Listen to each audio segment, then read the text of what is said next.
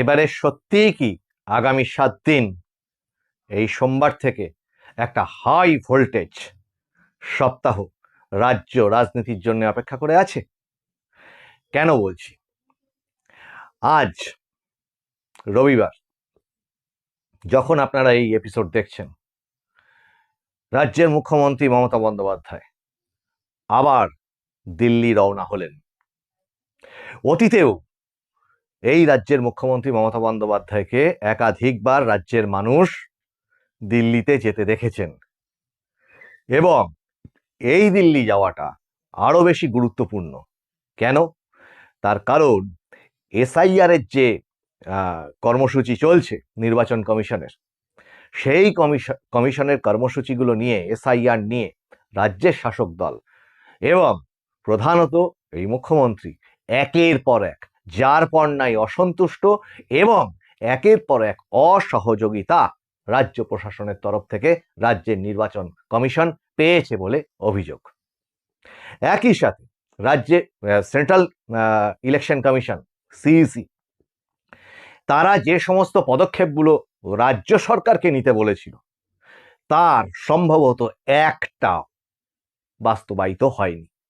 রাজ্য প্রশাসনের তরফ থেকে সেই সমস্ত চিঠিগুলো বা অনুরোধগুলোর একটাকেও রাখা হয়নি।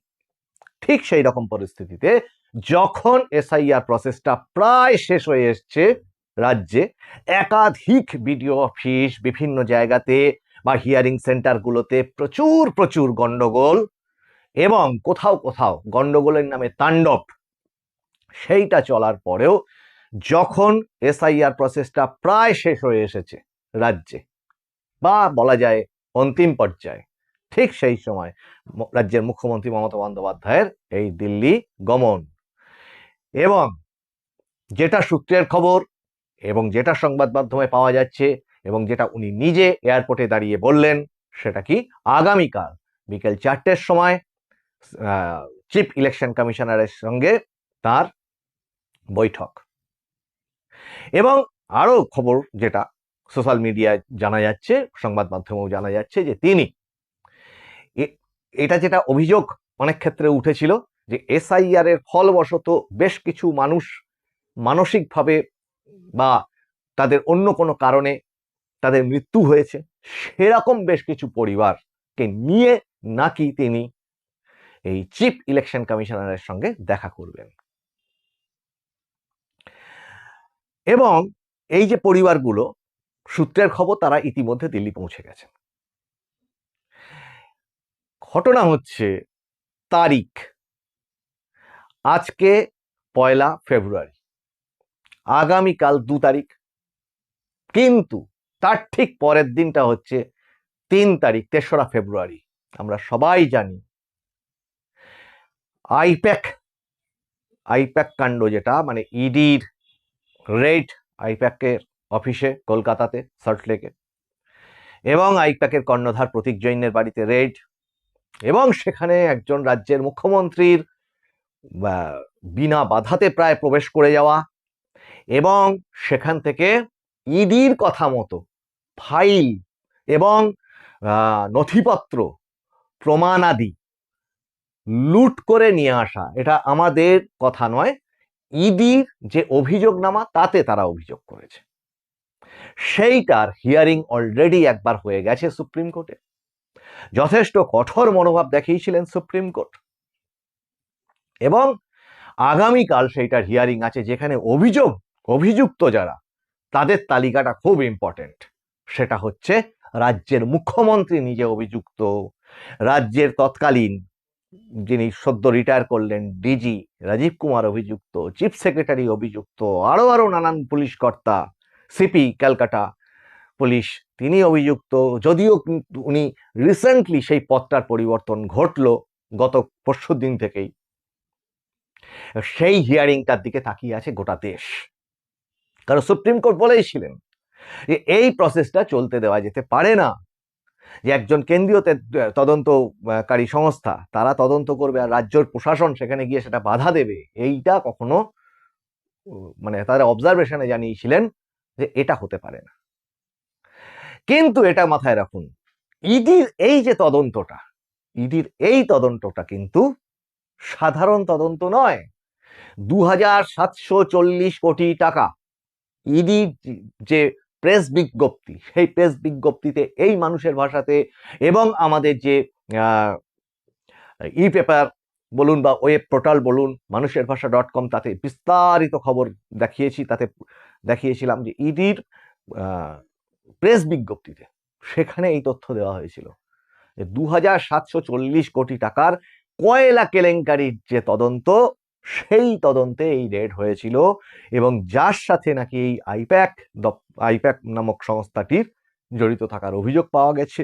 এবং তারও সাথে আর একটা অভিযোগ যে গোয়া থেকে একটি টাকার হাওলা মারফত প্রায় 20 কোটি টাকার লেনদেন এই আইপ্যাকের বিশেষ কোনো একটি অ্যাকাউন্ট থেকে হয়েছে বলে শোনা যাচ্ছে। তাহলে এই যে তদন্ত, এই তদন্তের ওপরে সাধারণ মানুষ, মিডিয়া যতটা না জানছে, তদন্তের স্বার্থেই তার ভিতরে বহু বড় অংশ থেকে যাচ্ছে, যেটা সাধারণ মানুষের পক্ষে জানা সম্ভব না। তাহলে এই যে এতটা বড় ঘটনার ঘনঘটা, তার মধ্যে এই মুখ্যমন্ত্রীর দিল্লিতে চলে যাওয়া,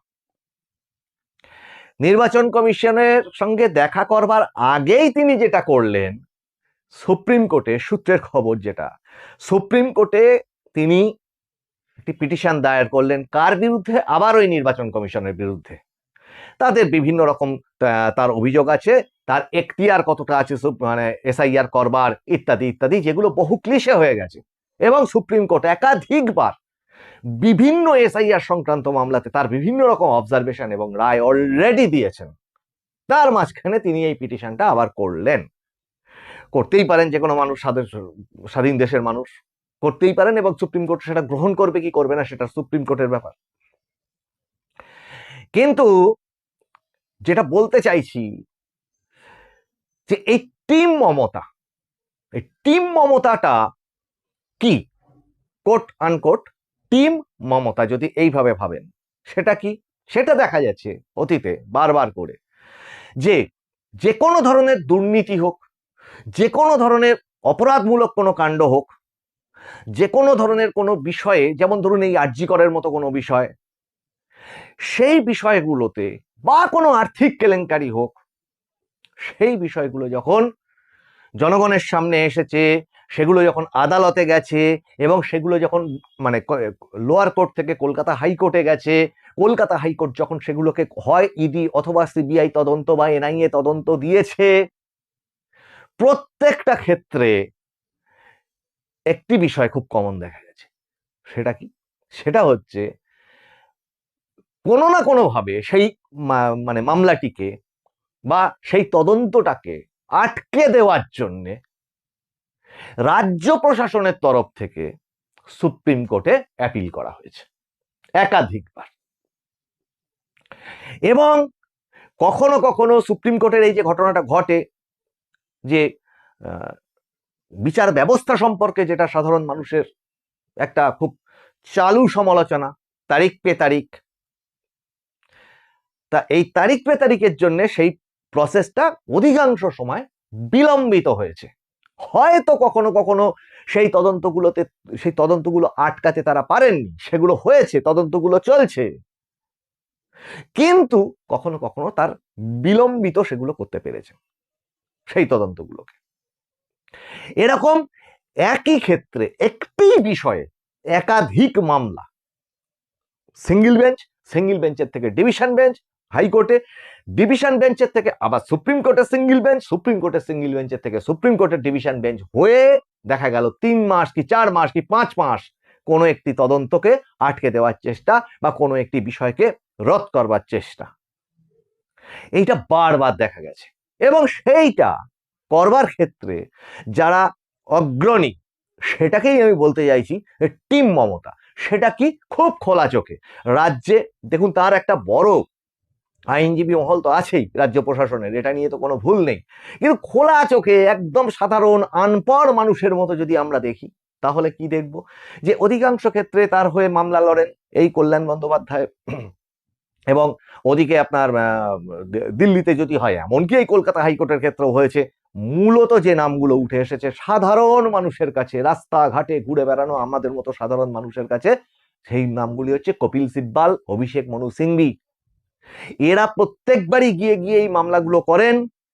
রাজ্যের কোষাগার থেকে অসংখ্য টাকা, যেহেতু রাজ্য সেখানে মামলাটা করছে, রাজ্যের আমাদের আপনার ট্যাক্সের টাকা থেকে সেই মামলাগুলো করা হয়। কিসের জন্য করা হয়? নাকি যারা অভিযুক্ত তাদের বিরুদ্ধে কখনো তদন্ত যেন না হয়, তাদের বিরুদ্ধে যেন ব্যবস্থা নেওয়া না হয়, তাদের যেন রক্ষা কবচ দেওয়া হয়, ইত্যাদি ইত্যাদি ইত্যাদি। প্রসঙ্গ হচ্ছে, এটা কি কোনো রাজ্য প্রশাসন সংবিধানের শপথ নেওয়া কোনো একজন মুখ্যমন্ত্রী হোক, কোনো একজন মন্ত্রী হোক, কোনো একটি রাজ্যের মন্ত্রিসভা হোক, কোনো একটি সরকার হোক, তাদের এইটা ভূমিকা হওয়া উচিত?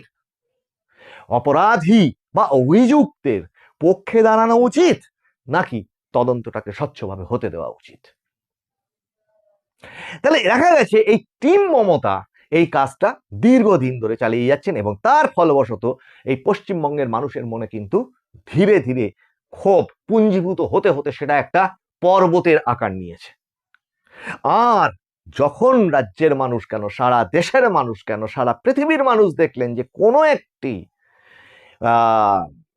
সরকারের মুখ্যমন্ত্রী তিনি তার সরকারি যে কি বলবো টিম, সেই সরকারি টিমটা কি, সেই সরকারি টিমটার মধ্যে chief secretary, police commissioner, DG, অন্যান্য তার নিরাপত্তারক্ষীরা, সঙ্গে পুলিশ প্রশাসনের তাবৎ তাবর ব্যক্তি, তারা চলে গেলেন এই তদন্ত যারা ইডি করছে তাকে বাধা দেওয়ার জন্য বা সেটাকে আটকানোর জন্য, বা তার নাকি পার্টি অফিসে ইডি তদন্ত করতে ঢুকেছেন, সেখান থেকে নাকি ইডি চুরি করতে ঢুকেছে, যেটা নিয়ে আমরা অলরেডি একটা শো করেছিলাম যে সংবিধানের দুটো মাথা, মানে দুটো স্তম্ভ বলা যায়, সেটা হচ্ছে এই একজন মুখ্যমন্ত্রী, আবার এই তদন্তকারী এজেন্সিও তো সংবিধান সম্মত। সেটা একজনকে ডাকাত বলছে, একজন আর একজনকে চোর বলছে।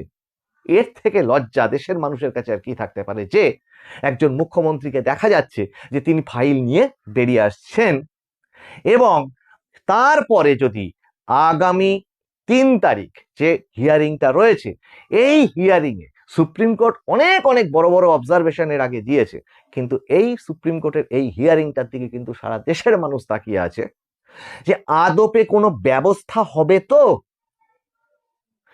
কোনো অপরাধ করলে কোনো শাস্তি এদেশে হয় কি? এইটা মানুষের জানার প্রশ্ন। কিন্তু পাশাপাশি আবার একটা ঘটনা এটাও ঘটে গেছে, মানুষের যখন গা সইতে সইতে এরকম ব্যাপারগুলো হয়ে গেছে, যখন তদন্তগুলো বিলম্বিত হতে হতে এরকম হয়ে গেছে, যখন অ্যারেস্ট করার মানুষ আবার ছাড়া পেয়ে গেছে জামিনে, এটা দেখতে দেখতে মানুষ একঘেয়ে হয়ে গেছে, তখন কিন্তু মানুষ নিজের মনে মনে একটা জায়গা তৈরি করেছে, সেটা কি, যে বিচার supreme court, high court, lower court, এই সমস্ত জায়গায় হিয়ারিং টিয়ারিং চলুক, আইনি প্রসেস চলুক, কিন্তু মানুষের একটা সুযোগ আছে বিচার করবার। সেটার নাম হচ্ছে ইভিএম মেশিন, যেটাকে আগে বলা হতো ভোট বাক্স। সেটা একটি বোতাম, যেটাকে আগে বলা হতো একটি ব্যালট পেপার। মানুষ ওইখানটায় কিন্তু বিচার করতে পারবে। তাহলে এই বিষয়গুলো আপনাদের সামনে উল্লেখ করলাম এই জন্যে যে সেই মুখ্যমন্ত্রী আবার দিল্লিতে গেছেন, এবং অতীতে দেখা গেছে তিনি এই দিল্লিতে গিয়ে, যেটাকে নিয়ে বহু সমালোচনা হয়েছে, যে কোনো কিছু একটি বিষয়কে বিলম্বিত করে দেওয়া, থামিয়ে দেওয়া, তিনি আবার রাজ্যে চলে আসা, এসে আর এক রকম কথা বলা, সেগুলোকে নিয়ে মানুষের মধ্যে প্রচুর প্রচুর ক্ষোভ আছে। দু একটা উদাহরণ, যেমন এই যে সিএএ নিয়ে তিনি এত বিপুল বিরোধিতা করেছিলেন, হতে দেব না, সিএএ চলছে, চালু হয়ে গেছে, লাগু হয়ে গেছে। এই যে ওয়াকফ, সংখ্যালঘুদের ক্ষেত্রে বলছি, যে ওয়াকফ বিল নিয়ে, অ্যামেন্ডমেন্ট বিল নিয়ে এত কাণ্ড, এত আন্দোলন, যে ওয়াকফ অ্যামেন্ডমেন্ট বিল আমাদের এই রাজ্যে লাগুই হতে দেব না। উনি লাগু করেছেন, 5-6 মাস দেরি করে সেটা লাগু করেছেন উনি, এবং সেটা চলছে। উনি মিন্স সরকার, রাজ্য সরকার। লাগু করেছেন, সেটা চলছে। কিন্তু মধ্যে পরে যেটা হয়েছে সেটা হচ্ছে এই যে দীর্ঘ সময় পার হয়ে গেছে, তার ফলবশত ওয়াকফ সম্পত্তির রেজিস্ট্রেশন প্রসেস বা সেইগুলো নিয়ে যে সমস্ত কাজকর্মের যে পোর্টাল, তার যে সময়সীমা সেটা বাড়ানো হয়েছে। যদিও রাজ্যের বিরোধী দলনেতা সেটা ব্যক্তিগতভাবে অনুরোধ করেছিলেন বাড়ানোর জন্যে, এবং সেটা মঞ্জুর হয়ে সেটা পেরেছে, ঠিক কথা, কিন্তু পুরো প্রসেসটা বিলম্বিত হয়ে সেই সমস্ত মানুষগুলো অনেক অসুবিধার মধ্যে পড়ে গেছে। এবং পাশাপাশি যদি ধরেন প্রত্যেকটা ক্ষেত্রে এই যে আজকে আধার নিয়ে উনি এই এসআইআর এত কিছু বললেন, আধারকে লাগু করতে হবে, আধার চাই, আধার চাই, আধার কেন হবে না, এই আধারকে কিন্তু এই মুখ্যমন্ত্রী 2016-17 এই সমস্ত সময় বলেছিলেন যে নাকি ওনার নিজের তথ্য ফোন থেকে কেউ বার করে নিচ্ছে এই আধারের মাধ্যমে। আধার তখন এত জঘন্য একটা জিনিস যে আধার দেখলেই নাকি ভয় লাগে, আধার নাকি সমস্ত কিছু চুরি করে নেওয়ার একটা হাতিয়ার। আবার সেই উনি আজকে আধারকে মান্যতা দেওয়ার জন্য বিভিন্ন আদালতে ঘোরাঘুরি করছেন। আগামীকাল কি হবে, সুপ্রিম কোর্ট ইলেকশন কমিশনার, মাননীয় চিফ ইলেকশন কমিশনার, তিনি তার সাথে বৈঠকে কি হবে সেটাও যেমন আমাদের নজর থাকবে, তেমনি এই যে হিয়ারিং, সুপ্রিম কোর্টের এই হিয়ারিং, এটা ভীষণ ইম্পর্টেন্ট। সারা দেশের মানুষ তাকিয়ে আছে যদি আদৌ ওই ডেটে ওই সময় হিয়ারিংটা আদৌ হয় নাকি সেটাকে আবার পিছিয়ে দেওয়ার কোনো চেষ্টা হবে। কিন্তু এই সব কিছু চলতে থাকুক, ওই যে বললাম, মানুষ ভেবে নিয়েছে যে সব জায়গার বিচার সারা বছর ধরে চলে, কিন্তু মানুষ বিচার করতে পারে 5 বছরে একবার, ভোটের দিন, ভোটের বাক্সে ব্যালট পেপারের মাধ্যমে। মানুষের বিচারটাই কিন্তু চূড়ান্ত বিচার। কিন্তু একটা কথা এখানে উল্লেখ্য, মানুষকে ভোট দেওয়ার উপযুক্ত ক্ষেত্র প্রস্তুত করে দিতে হবে এই ইলেকশন কমিশনকে। প্যারামিলিটারি বসিয়ে রাখলে হবে না, মানুষকে নিরাপত্তা দিতে হবে যাতে মানুষ বুক চিতিয়ে সেখানে গিয়ে তার নিজের রায় এই সমস্ত কিছুর বিচার এবং তার যে রায় দান সেটা করতে পারে ওই ভোটের বাক্সে। এইটা এনশিওর করতে হবে রাজ্যের বিরোধী দলকে, কেন্দ্রীয় সরকারকে, নিরাপত্তার দিক থেকে যে সমস্ত অ্যারেঞ্জমেন্ট গুলো আছে, এবং নির্বাচন কমিশনকেও। আপনাদের এপিসোড কেমন লাগছে জানাবেন, লাইক, শেয়ার, কমেন্ট করবেন, নোটিফিকেশন অন করে রাখবেন নোটিফিকেশন পাওয়ার জন্য। আপনাদের কমেন্টের উপর বেস করে আরো আমরা জানতে পারবো যে কোন কোন বিষয়গুলো আপনাদের ভালো লাগছে, সেগুলো নিয়ে আরো এপিসোড করবার ইচ্ছা থাকলো। সমস্ত বিষয়ে এই আগামী সপ্তাহের বিভিন্ন রকম বিষয়গুলোর উপর যেমন আমাদের নজর থাকবে, তেমনি আপনাদের নজর থাকুক মানুষের ভাষার পর্দায়, কারণ মানুষের ভাষা সবার মনের কথা বলে। আজকের এই বিষয়টি এই পর্যন্ত, নমস্কার।